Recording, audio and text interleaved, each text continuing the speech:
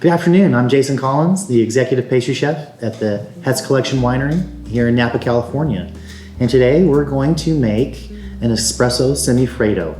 Semifreddo, it's an Italian dessert, meaning half frozen, and it consists of simple ingredients, basically egg yolks, sugar, and cream. Join me in the kitchen and learn how to make it. Welcome to the Hess Kitchen. First steps we're going to do is we're going to bloom our gelatin. Unlike most semifreddo recipes, I like to add gelatin to mine to give it a little bit more stability. We have some ice cold water, and then we're just going to add our sheets into the water, and we're going to let that swell and soak for about 10 minutes. For our next steps, we're going to whip some cream, and we're going to make an Italian meringue. So now we whipped our cream to nice soft peaks. We're going to set it aside in the fridge, and now we're going to make our Italian meringue. So we've taken our egg whites, our cream of tartar, and our sugar. We've combined them in our mixing bowl, and now we're going to cook them over our double boiler. What we're going to do with this is we're going to cook it to 120 degrees Fahrenheit. It's only going to take a minute or two, so don't walk away. So we've reached 120 degrees. We're going to go ahead and turn off the heat. We're going to remove it from the hot water. So now what we have here, we have our gelatin that we bloomed and set aside. What we're going to do is, once the meringue has come off the stove, we're going to use that residual heat to melt our gelatin. So we're just going to drop it right in,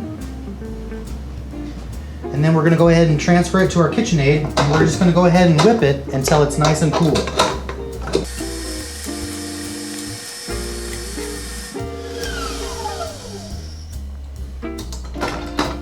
Alright, so we've whipped our meringue to nice soft peaks. Just like the whipped cream, we don't want super stiff, but we want a nice soft peak. For the custard, what I have here are my egg yolks and half of our sugar. I'm going to add half of that sugar to our egg yolks, and we're going to whisk them together until they combine.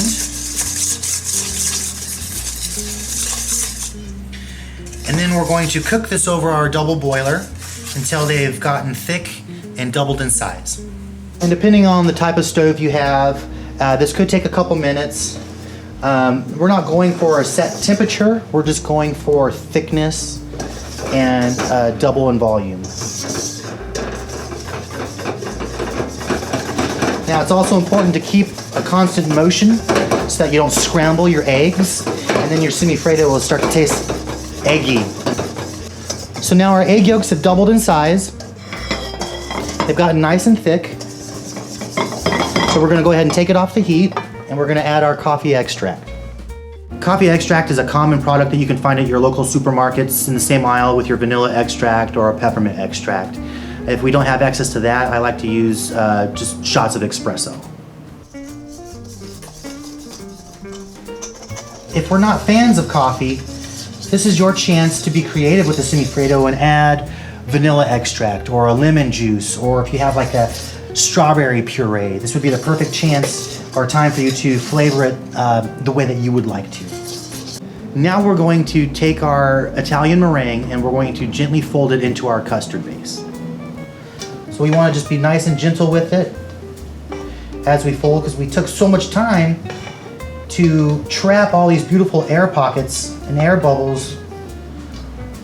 And what that does is it's going to add stability, lightness, and it's also going to help how it melts.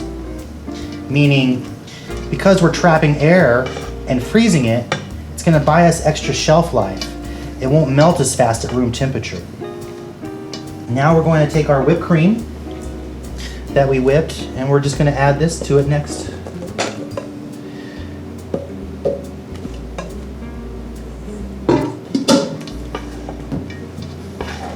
And for the final step of the semifreddo, we're going to add our batter to our molds. If you go online and watch some videos about how to make semifreddos, a lot of chefs will show you that they take cake pans and line it with plastic wrap, and then pour the batter in there and freeze it. You could also take the batter and just pour it into a bowl or a ramekin, a little cup, that you're going to be serving it in. That way you don't have to worry about unmolding anything. You just take it right out of the freezer and serve. Personally, what I like to do is I like to use silicone molds to achieve shapes that I wouldn't be able to achieve just using a cake pan or a ramekin.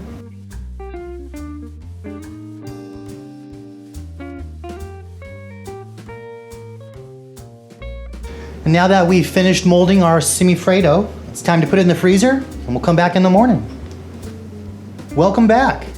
When we left yesterday, we were just putting our semifreddo batter into our molds and letting them freeze overnight. I've removed them from the freezer and I have unmolded them. As you can see, we have our beautiful half dome molds. And now we're gonna plate. Presentation is always ideal as we eat with our eyes first. Now you can always be as avant-garde as you want, you can be as elaborate as you want, or you can be as simple as you want. The choice is really yours as the chef to use your creativity. Now, I'm a big fan of chocolate and espresso. So what I made here was just a little bit of chocolate sauce that we're gonna put on the bottom of the plate. And we're just gonna kind of swoosh it around. We're gonna grab our semifreddo and we're gonna put it right there.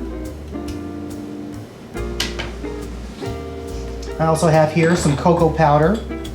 Now we're just gonna do a light little sprinkle, give it a little freckle. We have some toasted almonds that we're gonna sprinkle around. It's gonna add a nice nuttiness as well as a different element of texture, a nice crunchy element. And then we're gonna add some blackberries.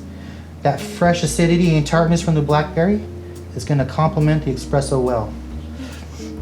And that is my espresso semifreddo.